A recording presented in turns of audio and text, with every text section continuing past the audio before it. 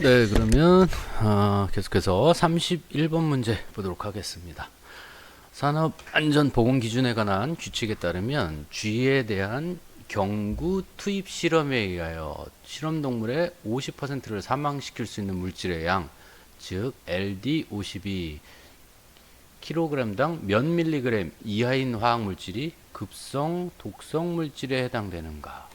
자, 그래서 이 해설을 잠깐 보시면 물질 중에 독성 물질, 급성, 독성 물질의 종류는 자, 지금과 같이 정하고 있습니다. 이렇게 실험을 통해서 이런 실험에 해당이 되면 그것은 독성 물질이다. 그래서 예를 들어서 LD50 경구, 그러니까 쥐한테 입으로 먹인 거죠. 먹였을 때 LD50, 50%가 사망한다면 이때는 독성 물질이다. 다시 얘기하면 쥐 1kg당, 그러니까 여러 마리를 합쳐서 1kg 정도가 되겠죠.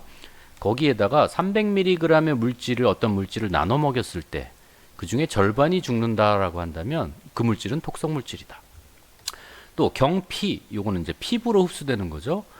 그죠? 1kg당 토끼나 쥐의 1kg당 1000mg 이하를 먹였는데 절반이 죽었다. 독성 물질. 그 다음에 LC라고 나오는 이때는 LC가 됐을 땐 가스입니다. 그래서 쥐한테 4시간 흡입을 시켰을 때 2500 ppm 이하인 물질인데도 불구하고 절반이 사망했다. 또 뭐 농도 리터당 10mg 이하인데 절반이 죽었다. 또 뭐 미스트 같은 경우, 증기가 아닌 이번에 미스트 같은 경우는 리터당 1mg LC50. 자, 이런 것들이 독성 물질에 해당이 된다. 자, 여기 보시면 G LD50 경구 입으로 먹였을 때 자, 얼마죠? 그렇죠. 1kg당 300mg. 자, 그다음에 경피일 때, 경구가 아니라 경피일 때는 1000mg 이하일 경우만 해도 독성이다. 자, 이렇게 구분이 되고요. 32번 다음 중 노출 기준 TWA, 이게 시간 시간 평균 농도인데 이 농도 ppm이 가장 작은 물질은, 그 노출 기준이 가장 작다라고 한다는 건 가장 독성이 강하다, 상대적으로 강하다라고 하는 거죠. 그래서 이것도 우리 교재에 이 기준값이 나와 있는데 그걸 다 암기한다기보다는 이 해설에 나와 있는, 보기에 나와 있는 이 정도를 기억해 두시면 좋겠다. 염소는 0.5 ppm, 암모니아는 25, 에탄올을 1000, 메탄올은 200. 그래서 0.5 ppm 이하인 경우 이 정도만 돼도 위험하다라는 거죠. 그래서 염소. 자, 이 정도 기억을 해두시면 좋겠습니다. 전체는 아니더라도. 33번 물과 반응하여 가연성 기체를 발생하는 것. 자, 이게 우리가 물 반응성 물질이다라고 얘기를 하고요. 자, 이 물 반응성 물질 또는 우리 소방법에서는 이것을 물과 만나는 것을 금지한다. 그래서 금수성 물질이다 이렇게 얘기를 합니다. 자, 대부분 잠시 아까도 말씀드렸지만 칼륨, 나트륨, 알루미늄, 마그네슘 이런 것들은 분진 상태에서 물과 만나면 폭발을 할 수 있다. 그래서 여기 보시면 칼륨과 물이 만나면 자, 뭐가 생깁니까? 수산화 칼륨과 H2. 자, 이게 뭐죠? 수소가 발생이죠. H2. 수소는 폭발 가능성이 굉장히 높죠. 그래서 이런 가연성 기체를 발생시킨다. 다른 물질도 마찬가지입니다. 자, 정답 칼륨. 그 다음에 탄화칼슘이 물과 반응하였을 때 생성물을 옳게 나타낸 것. 자, 탄화칼슘이죠. 탄화칼슘이 물과 반응했다. 물과 만났다. 자, 그럼 뭐가 발생됩니까? 자, 수산화 칼슘. 이게 탄화칼슘이 수산화칼슘이고 C2H2. 이게 뭐죠? 이게 바로 아세틸렌입니다. 그래서 우리가 요거 여러분들 기계 시간에 제가 한번 말씀드린 적이 있는데 이 탄화칼슘을 다른 말로 우리가 카바이트라고 한다. 카바이트에다가 플러스 이거 뭐예요? 물을 섞으면 뭐가 된다? 수산화칼슘과 아세틸렌. 그래서 요 카바이트와 물을 섞는 요 과정을 아세틸렌 발생기에서 이렇게 발생을 해서 요거를 만든 거. 이렇게 만든 아세틸렌을 가지고 뭘 하죠? 용접을 한다라는 거죠. 그래서 수산화칼슘과 아세틸렌이 발생된다. 35번 압축하면 폭발할 위험성이 높아서 아세톤 등에 용해시켜 다공성 물질과 함께 저장하는 물질, 이게 바로 아세틸렌입니다. 그래서 이건 수용성 물질이라고 해요. 그래서 이제 아세톤이 수용성 물질이죠. 아세틸렌은 아세톤에 녹는다. 그래서 그냥 기체 상태로 저장하는 게 아니라 아세톤을 녹여서 다공성 물질에 넣어서 통 안에 보관을 한다. 그래서 다시 여러분들 기억해 두셔야 될 게, 아세틸렌을 보관할 때는 아세틸렌은 어디에 녹는다? 아세톤에 녹는다. 그럼 이 아세톤은 어디에 녹느냐? 물에 녹는다. 여러분들 뭐 여성분들이 흔히 뭐 매니큐어 같은 거 쓸 때 지울 때 쓰는 거죠, 아세톤.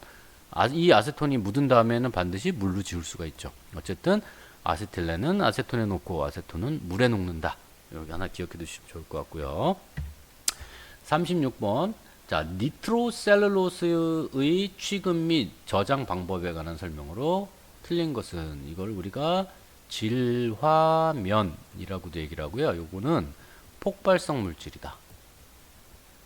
폭발성 물질이기 때문에 우리가 요거를 관리를 잘해야 돼요. 그래서 냉암소, 온도가 높지 않은 장소에 이렇게 보관을 해줘야 되고, 특히 이 물질마다 보관하는 방식이 전혀 다릅니다. 그래서 이 질화면 같은 경우는 함수 알코올에 순면한다. 그러니까 알코올에 녹여서 저장한다. 기억해 두시면 되겠습니다. 예를 들어서 우리가 뭐 위험물 산업기사 같은 거 준비하시는 학생들 같은 경우에는 각각 물질마다의 특징, 화학식, 어떻게 보관하는지, 소화는 어떻게 하는지를 모두 다 암기를 하셔야 돼요. 근데 이제 우리 산업안전에서는 그걸 전부 다 하기에는 굉장히 양이 많죠. 그래서 이렇게 지금 문제에 나온 부분들 정도만이라도 기억을 해두자. 37번. 공업용 용기의 몸체 도색으로 가스면과 도색면의 연결이 옳은 것은, 자, 그래서 여기 보시면 여러 가지가 있는데 요거 암기할 때, 왜냐면 이 가스마다 색깔, 용기나 배관 색깔을 다르게 해서 구분할 필요가 있거든요. 그래서 이렇게 씁니다. 수암산, 염, 탄, 그래서 이렇게. 자, 그래서 주, 백, 녹, 갈, 청, 황. 이렇게 해서 이걸 꼭 암기를 해두세요. 이거는 화학, 기계, 전기 어디서든 나올 수 있습니다. 자, 수는 수소죠. 그죠? 그 다음에 이거는 주황. 그죠? 수암산, 염, 탄, 주, 백, 녹, 갈, 청, 황 외워주시고, 자, 암은 암모니아, 그죠? 백색. 산은 산소, 녹색. 염은 염소, 갈색. 탄은 탄산입니다. 탄소가 아니에요. 이 탄산은 뭐를 의미하죠? 그렇죠. 이산화탄소 CO2를 의미합니다. 이것은 청색. 아는 아세틸렌입니다. 아세틸렌, 황색. 이렇게 6가지를 꼭 기억해 두시고, 나머지 기타는 모두 회색으로 정리를 합니다. 자, 이 정도만 암기를 해 두셔도 충분하다. 자, 여기서 옳은 것은 수소, 주황색 맞죠? 네. 다음 38번입니다. 다음 중 산업안전보건법상 화학설비에 해당하는 것은, 자, 우리 법에는 화학설비와 이 화학설비에 들어가는 부속설비가 있습니다. 그래서 어떤 것들이 화학설비인지, 어떤 것들이 부속설비인지, 이것들 교재를 통해서 여러분들 한번 구분해 두시고요. 자, 그럼 한번 보죠. 사이클론, 백필터, 전기 집진기 등 분진 처리 설비. 이거는 뭐냐? 어떤 화학 설비에 들어가는 부수적인 필터 같은 것들이, 필터 자체가 화학 설비라고 볼 수는 없죠. 자, 그런 것들은 이건 부속 설비고, 그다음에 응축기, 냉각기, 가열기, 증발기, 열교환기, 류. 이거는 열을 교환하는 자체의 목적이 있는 거죠. 그렇기 때문에 이거는 화학 설비. 온도, 압력, 유량 등을 지시, 기록하는 자동 제어 관련 설비. 그럼 어떤 화학 설비에 붙어 있는 것들이죠. 부속 설비. 안전 밸브, 안전판, 긴급 차단, 방출 밸브, 이런 관련 설비도 역시 부속 설비다. 그래서 화학 설비냐 부속 설비냐 한 번씩 책을 읽어보시면서 구분을 암기하시는 게 아니라 구분할 수 있느냐, 그 정도로 보시는 게 중요해요. 다음 39번입니다. 위험물 저장 취급하는 화학설비 및 부속설비를 설치할 때 단위 공정시설부터 다른 단위 공정시설까지의 안전거리는 몇 미터 이상 되어야 하는가? 자, 이 기준. 하나의 위험시설이 있어요. 여기 하나의 위험시설이 있는데, 위험시설, 하나의 위험시설이 있고 또 다른 또 위험시설이 있다. 그러면 이 시설과 시설 사이의 거리는 10m 이상으로 한다. 단위 공정에서 단위 공정까지. 자, 뭐 1공정, 2공정 이렇게 되죠. 아주 많이 나오는 내용입니다. 자, 40번. 산업안전보건법에서 정한 위험물질을 기준량 이상 제조하거나 취급하는 화학설비로서 내부의 이상 상태를 조기에 파악하기 위하여 온도계, 유량계, 압력계 등 이런 계측 장치를 설치해야 하는 대상이 아닌 것은, 다시 얘기하면 계측 장치라고 하는 건 온도, 압력, 유량계다 이거죠. 자, 이 대상은 뭐냐? 다시 얘기하면 이거를 우리가 화학 설비 중에 특수 화학 설비라고 합니다. 우리가 앞서서 제가 화학 설비와 부속 설비라는 게 있다라고 했죠. 자, 이러한 화학 설비 중에서도 특히 위험도가 높은 것들을 특수화학 설비라고 합니다. 자, 그럼 특수화학 설비는 어떤 것들이 있느냐 보죠. 자, 발열 반응이 일어나는 반응 장치. 열이 많이 발생되면 위험할 수 있죠. 증류, 정류, 증발, 추출 등의 분리를 하는 장치. 3번, 가열시켜주는 물질의 온도가 가열되는 위험 물질의 분해 온도 발화점보다 높은 상태에서 운전되는 설비. 예를 들어서 우리가 뭐 여기 뭐 기름이 있는데 이게 분해될 때 예를 들어서 100도씨에 분해된다. 이 물질은 100도가 되면 위험한 거죠. 근데 바깥에 이렇게 해서 이거를 가열시켜 주는데 여기를 200도로 가열한다. 그러면 이게 조금만 누출이 돼도 크게 위험할 수 있겠죠. 이런 경우. 네 번째, 반응 폭주 등 화학 반응에 의하여 위험 물질이 발생할 우려가 있는 설비. 반응 폭주. 5번, 온도는 350도씨 이상. 게이지 압력이 980kPa. 이거 자주 나옵니다. 온도랑 압력. 여기에 운전되는 설비. 가열로 가열기는 당연히 위험하겠죠. 자, 이러한 것들은 특수화학 설비다라고 얘기를 합니다. 자, 이런 데들은 반드시 계측 장치가 있어야 돼요. 언제 어떻게 될지 모르니까. 이 계측 장비는 뭐다? 기본적인 세 가지. 온도, 유량, 압력. 이 세 가지를 기본적인 필수 계측 장치다라고 얘기를 합니다. 자, 41번. 산업안전보건법상 특수화학 설비를 설치할 때 내부의 이상 상태를 조기에 파악하기 위해 필요한 계측 장치를 설치해야 한다. 이러한 계측 장치로 거리가 먼 것은 아까 방금 했었죠? 온도, 압력, 유량. 비중은 아니다. 자, 그런데 방금 문제 보신 특수화학 설비에서는 안전장치가 여러 개 들어갑니다. 지금 보신 것처럼 이런 계측 장치도 들어가고요. 자동 경보 장치. 자, 문제가 생겼을 때 경보를 해줘야 되겠죠? 또 긴급 차단 장치. 여기 안에 있는 물질이 외부로 유출되지 않도록 차단을 해줘야 된다. 또 예비 동력원. 자, 요 네 가지가 화학 설비에 들어가는 안전장치다. 이것도 너무 중요하고요. 특히 계측 장치에서 세 가지, 온도, 압력, 유량 이렇게 구분해 두시고요. 42번 보겠습니다. 다음 중 반응기를 조작 방식에 따라 분류할 때 이에 해당하지 않는 것은, 자, 반응기라고 하는 것은 두 가지 이상의 물질을 혼합해서 만드는 방식을, 그런 기계를 반응기다라고 한다. 두 가지 물질을 섞어서 뭔가 반응을 시키는 거죠. 그래서 이런 반응기는 구조, 어떻게 생긴 모양, 형식에 따라서, 그 형태, 생긴 형태에 따라서 구분할 수 있습니다. 그래서 교반조형, 이건 탱크예요. 탱크 안에 넣고 섞는 거. 관형, 관을 따라서 흐르면서 서로 만난다. 탑형, 자, 각각 선반 트레이가 있어서 각 층별로 이렇게 만날 수 있다. 또 유동층형, 위아래로 막 섞이면서 비중 차이에 의해서 섞일 수 있다. 이런 어떤 생긴 모양, 형태에 따라서 달라지고요.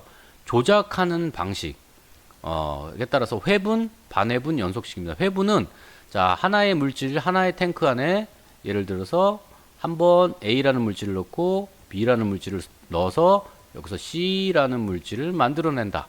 한 번 만들어서 쓰면 한 번 1회 회분식. 그런데 여기다가 어떻게 했냐? A, B를 넣어서 C를 만든 다음에 남은 물질에다가 또 D를 넣는다. 그러면 E라는 물질이 또 생성될 수 있죠. 이런 식으로 조금씩 바꿔서 반회분식. 연속식은 뭐나?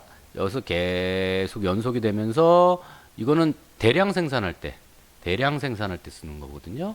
대량 생산할 때, 자, A라는 물질 넣고 중간에 B라는 물질을 넣고 그러면 여기서 C가 나오겠죠.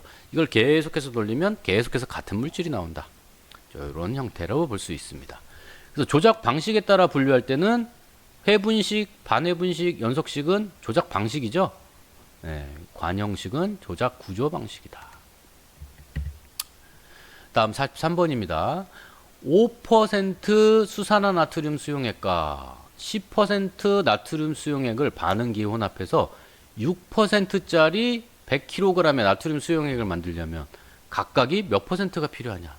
자, 다시 얘기하면 여기 이만큼 5%짜리가 있고요.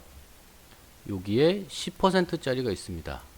요 두 개를 섞어서 자, 6%짜리를 만들고 싶다.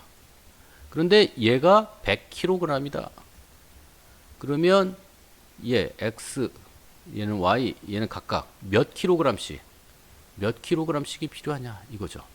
자, 이거는 뭐 우리 방정식 계산 세우는 겁니다. 그럼 다시 얘기하면 6%짜리 100kg이 있습니다. 자, 얘는 결국은 5%짜리가 몇 X 킬로그램 있고 그다음에 10%짜리가 Y 킬로그램 있을 때 이 두 개를 더하면 100kg이 되는 거죠. 자, 그래서 이렇게 식을 세워 주시면 되고요.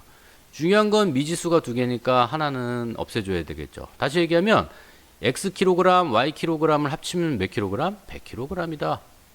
X와 Y를 합치면 100kg이 된다.